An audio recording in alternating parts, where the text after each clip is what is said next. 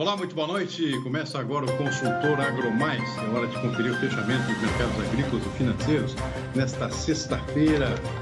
Sexta-feira, final de semana, a gente vai ver aqui o comportamento dos preços no dia e também no saldo líquido da semana. Tudo isso no seu canal AgroMais, 24 horas de agroinformação.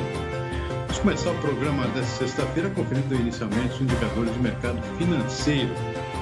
O dólar voltou a desabar no mercado de câmbio nesta sexta-feira, uma queda de 1,8%, fechando o dia R$ 4,75. Na semana, o dólar acumulou uma queda aqui de 5,4%. Uma grande valorização do real aqui. Daqui a pouco a gente tem uma entrevista para explicar exatamente o que está acontecendo no mercado de câmbio. Claro que tudo é consequência de uma enxurrada de dólares entrando no mercado brasileiro. E que explica em boa parte o que está acontecendo. A gente vai ver por que está acontecendo essa enxurrada e quais as tendências daqui para frente. O mercado de ações fechou no 0-0 hoje, o índice Bovespa na B3, a 119 pontos no encerramento dos negócios do dia. Mercados lá fora, o índice Dow Jones na Bolsa Nova York fechou em alta de 0,4%. Na Europa, o índice DAX, que a gente acompanha diariamente, fechou em alta de 0,2%. E o petróleo voltou a subir um pouquinho hoje, nada muito expressivo, uma alta de 0,2%, a 119 dólares e 30 centavos o barril do tipo Brent, que é referência para o nosso aqui, para o mercado internacional como um todo. O mercado refletindo aqui um ataque a um depósito de petróleo da Arábia Saudita por aquele grupo rebelde Houthi do Iêmen, que não é a primeira vez que adota esse tipo de ação contra a Arábia Saudita, atacando postos de petróleo, depósitos de petróleo da Arábia Saudita. Isso fez com que o petróleo voltasse a subir um pouquinho nesta sexta-feira, depois de uma queda no dia de ontem.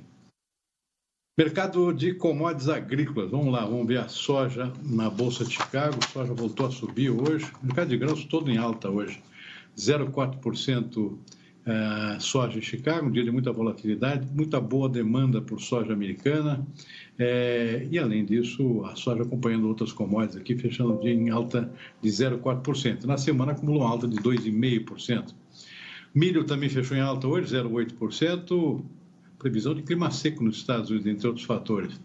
Petróleo também ajudando esse comportamento, o milho também acompanhando o comportamento do trigo, fechou em forte alta hoje, como a gente está vendo, de 1,7%. O milho acumulou uma alta de 1,7% na semana. Já o trigo, uma alta de hoje, um saldo acumulado de 3,6% de valorização nesta semana. Ainda refletindo, é claro, a situação na Ucrânia, a invasão russa da Ucrânia e os impactos disso no mercado internacional de trigo, e o clima seco também nos Estados Unidos, que está prejudicando já lavouras de trigo em andamento nesse país. O arroz acabou acompanhando os demais grãos, fechou em alta também de 1,4%, arroz em casca em Chicago. Bolsa de Nova York, destaque para o algodão. Vamos trocar a ilustração aqui. O algodão em Nova York disparou hoje, 3,8%, acumulou uma alta de 7,1% na semana. Clima nos Estados Unidos não está bom, no sul dos Estados Unidos. Clima muito seco no Texas, que é o maior estado produtor, e também Oklahoma, que é vizinho do Texas, também produz algodão, também com clima bastante seco.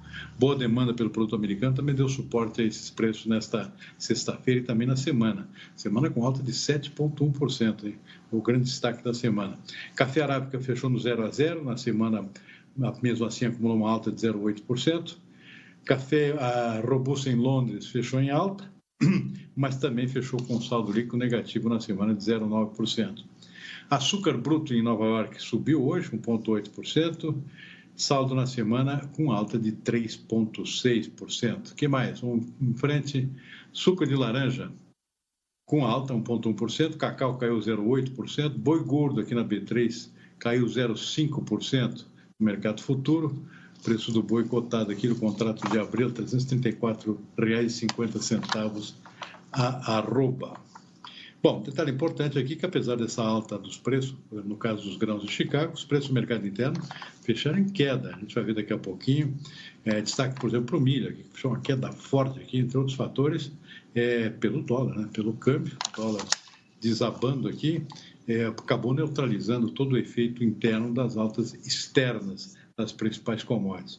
Soja, por exemplo, fechou em baixa hoje em praticamente todas as praças, o milho também, e o trigo não foi diferente. Mas quem vai nos contar um pouco mais sobre isso, detalhar o que está acontecendo por trás disso tudo e apontar algumas tendências, é o nosso convidado de hoje para a nossa entrevista ao vivo, o economista Paulo Molinari, da consultoria Safras e Mercado. Paulo, a commodities em alta no mercado internacional, mas o preço interno desabando aqui por conta do câmbio. O que está acontecendo exatamente com o câmbio? Paulo Molinari, muito boa noite, seja bem-vindo. Boa noite, Silmar, boa noite a todos. Bem, nós tínhamos aí a expectativa, né, que essa alta continuada de juros no Brasil trouxesse aí uma vazão, né, dessa altíssima liquidez internacional, e ela viesse para o Brasil em algum momento.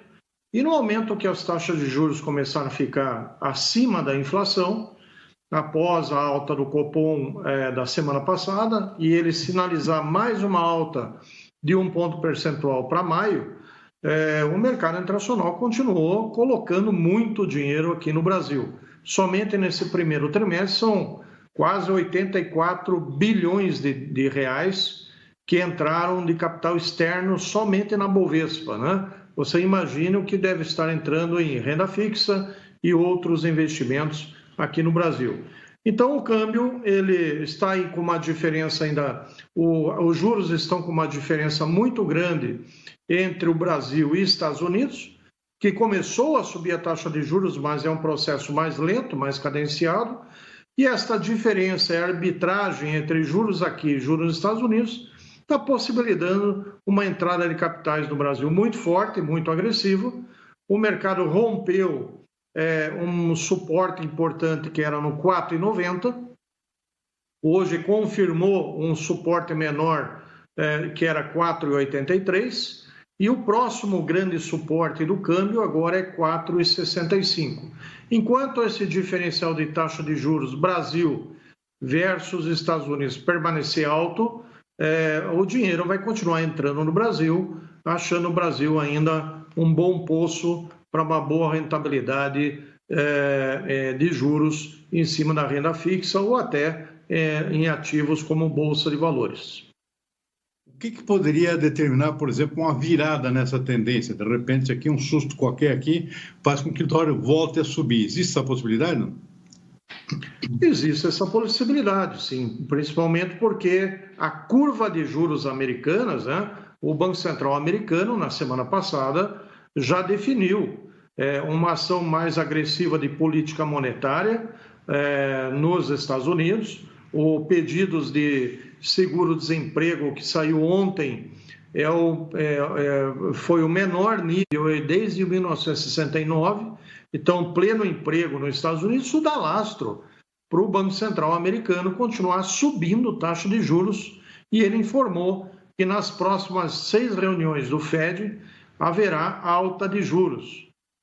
E ontem, um dos diretores do Banco Central apontou que talvez em algumas dessas reuniões a alta de juros pode ser de 0,5%. Então, esse diferencial entre juros lá fora e juros aqui no Brasil pode, em algum momento do segundo semestre, reverter essa entrada de capitais para uma saída de capitais.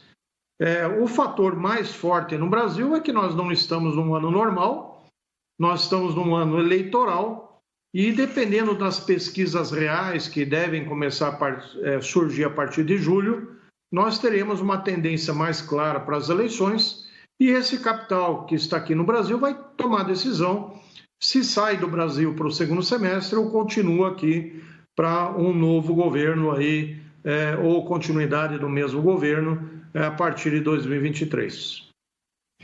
De qualquer forma, Paulo, o fato é que essa queda vertiginosa do câmbio aqui está assustando o produtor brasileiro. Os preços sobem lá fora, na Bolsa de Chicago, aqui dentro estão caindo. Hoje um exemplo da soja aqui, particularmente do milho, né? O milho desabou no mercado interno, pelo menos na B3, aqui no mercado futuro da B3, estou vendo aqui uma queda do milho de 4,1%, contrato de maio, e um acumulado na semana, uma queda, um tombo de 7,7%. Além do câmbio, o que tem por trás disso, Paulo? Bem, no milho nós tivemos na semana passada, né, um movimento exatamente ao contrário, né? quando nós tivemos aí um surto de demanda de exportação para milho brasileiro.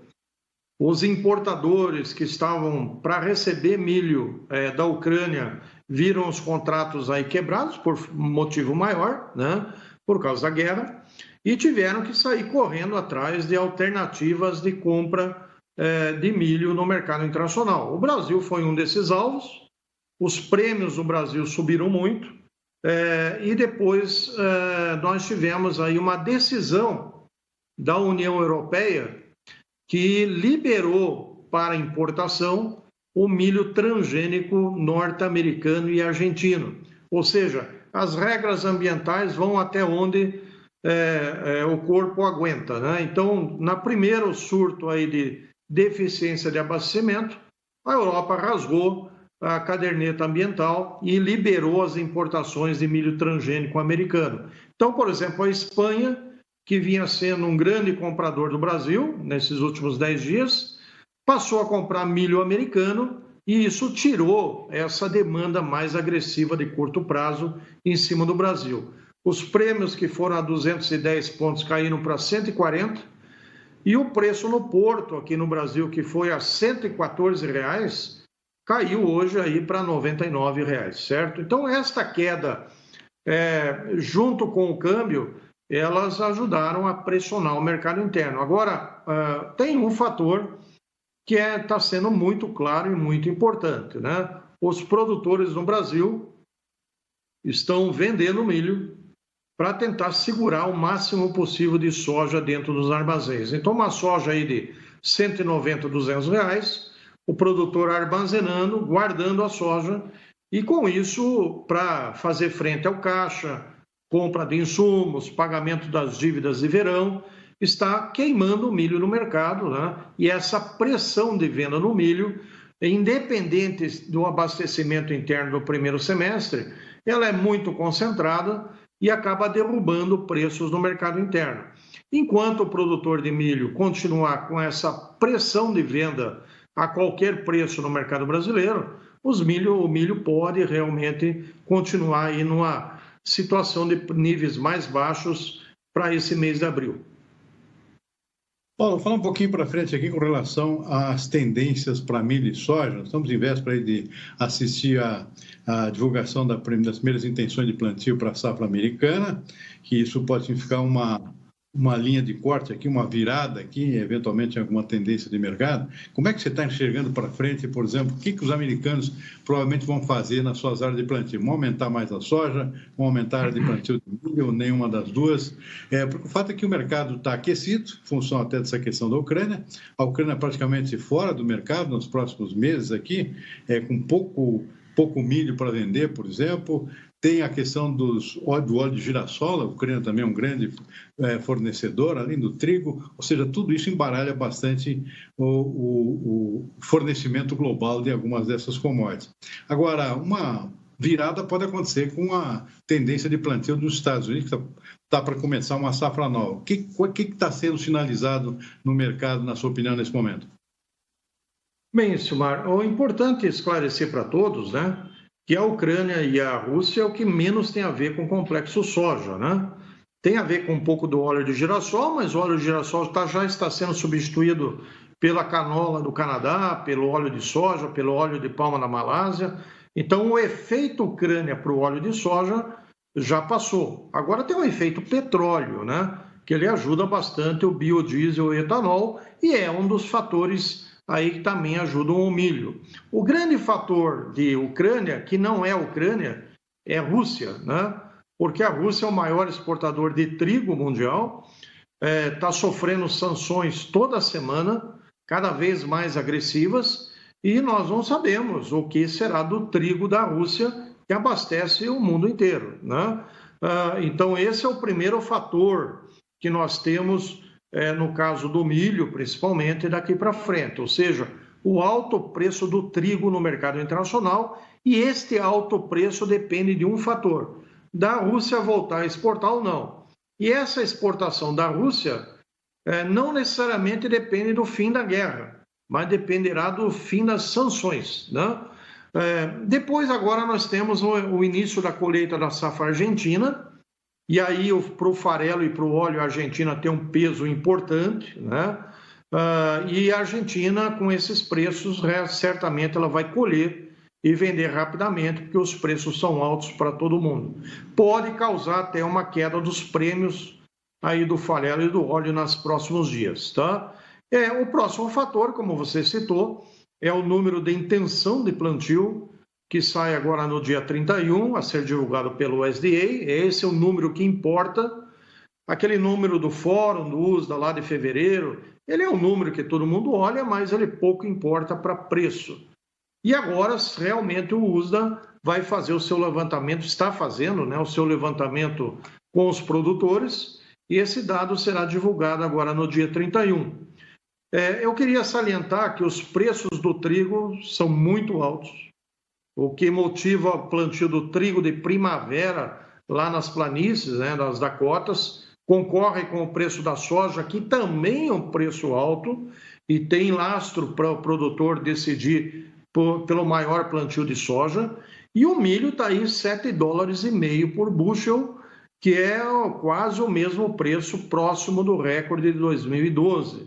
Então, assim, as três commodities têm preços hoje tão altos que superam qualquer desaforo no aumento de custo de produção para o produtor americano. Então, não se surpreendam se no dia 31 de março as três áreas, tanto de soja, de milho como trigo, não vierem tão baixas, até tiverem algum tipo de correção para cima, tirando culturas menores com plantios em áreas mais problemáticas em termos de clima, né? Como no sul dos Estados Unidos, como no leste dos Estados Unidos, com muitas áreas estão surgindo para soja e para milho, um pouco fora do eixo do meio oeste, né? Mas não se surpreendam se vier uma surpresa negativa em termos de plantio de área a ser plantada no dia 31 de março. Tá? A minha visão é que com esses preços o produtor americano vai tentar plantar o máximo possível das três commodities. Isso pode dar uma virada no mercado, possivelmente? Isso possivelmente pode, dependendo como os números vierem, né? Pode ser um primeiro fator baixista, não tanto para os contratos de curto prazo, Silmar, mas para os contratos da safra nova, né? No caso da soja, novembro para frente, no caso do milho, setembro para frente, porque uma safra cheia americana e mais uma sul-americana normal no ano que vem, esses preços atuais não se sustentam na Bolsa de Chicago. Muito bem, Paulo, só para finalizar rapidamente aqui, safra de milho que está em andamento nesse momento, está tudo andando bem? Tendência é fechar realmente com volume talvez recorde até?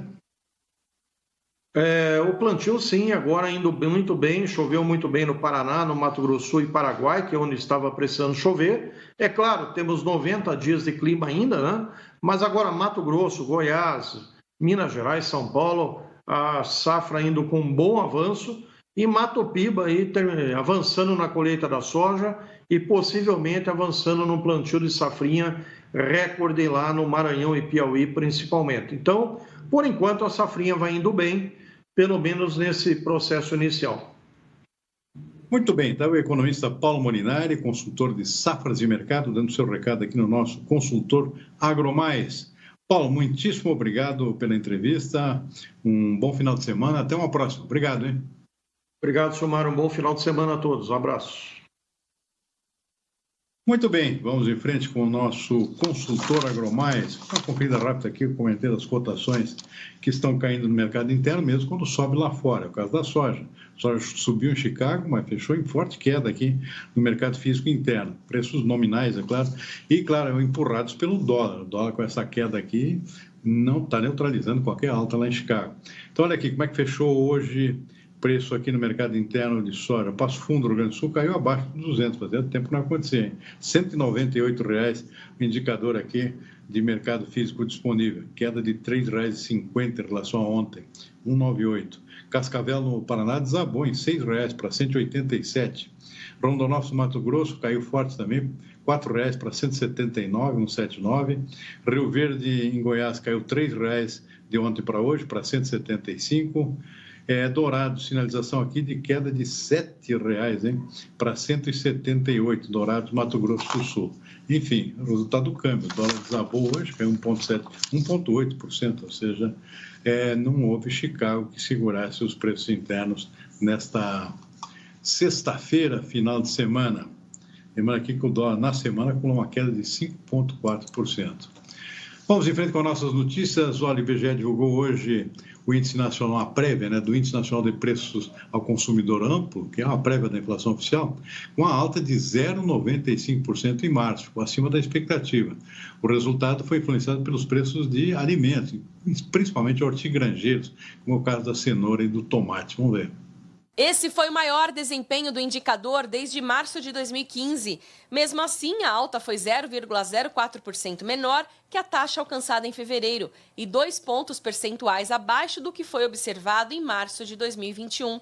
Em 12 meses, o índice acumula crescimento de quase 11%. Dentre os grupos de produtos e serviços pesquisados, todos tiveram altas significativas, com atenção especial para alimentação e bebida, que subiu 1,95%, resultado influenciado pelos preços dos alimentos de consumo em domicílio, como cenoura, tomate, batata inglesa e frutas.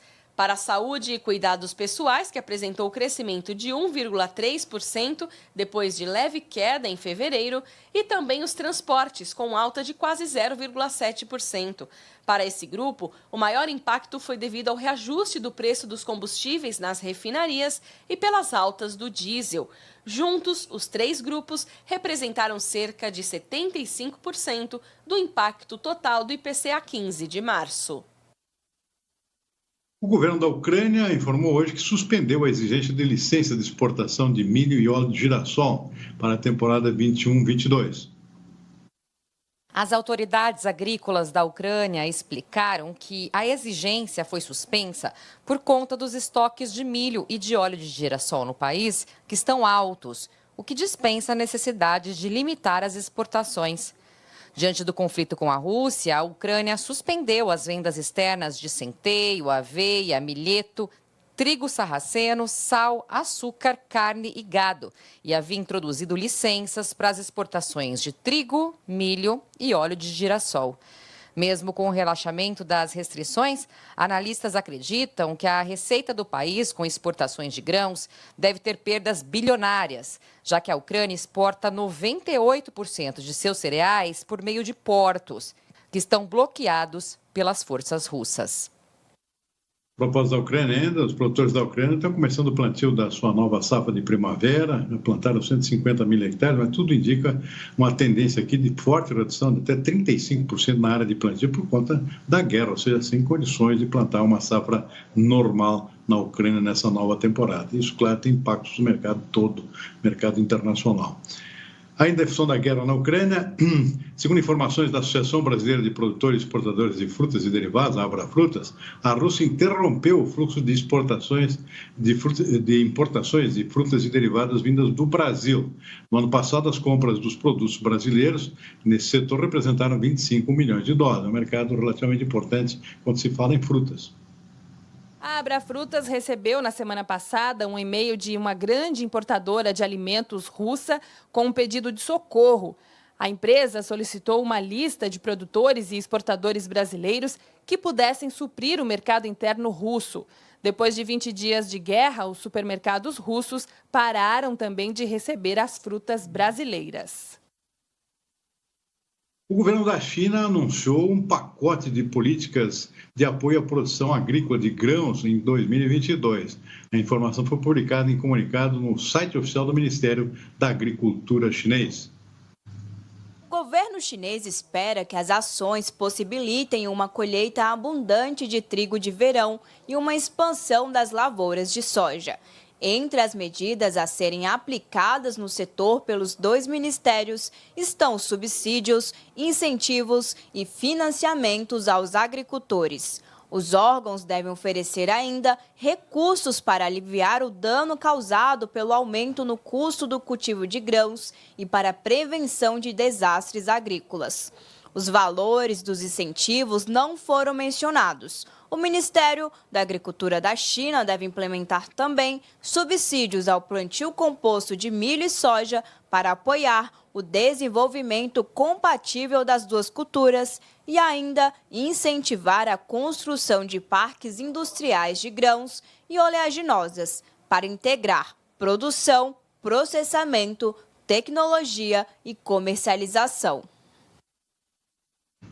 O CNC, o Conselho Nacional do Café, defende um aumento no limite de crédito para cooperativas de produção, a partir da linha de custeio do Funcafé.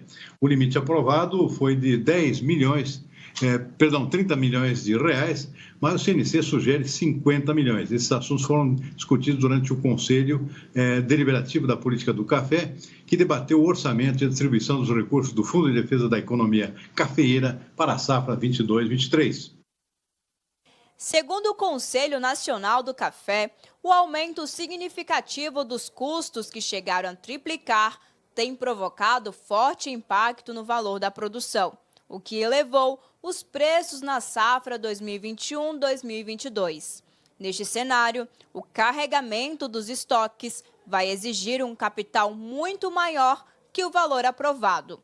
No entanto, a proposta será analisada no Comitê Técnico do Conselho Deliberativo da Política do Café, a quem compete a sua aprovação. O Conselho defende que essa alteração é importante porque as cooperativas são fundamentais para que os recursos do Funcafé cheguem ao pequeno produtor, já que ele tem menos facilidade de crédito nas instituições financeiras. A proposta deve ser analisada em reunião prevista para as próximas semanas. Caso seja aprovada, será encaminhada para o Conselho Monetário Nacional, o CMN. Para a safra 2022-2023, a previsão é de um orçamento recorde do Funcafé, atingindo um valor global de mais de 6 bilhões de reais. Isso, nós vamos ficando por aqui com o nosso consultor AgroMais desta sexta-feira. Uma boa noite, um bom final de semana, até segunda-feira.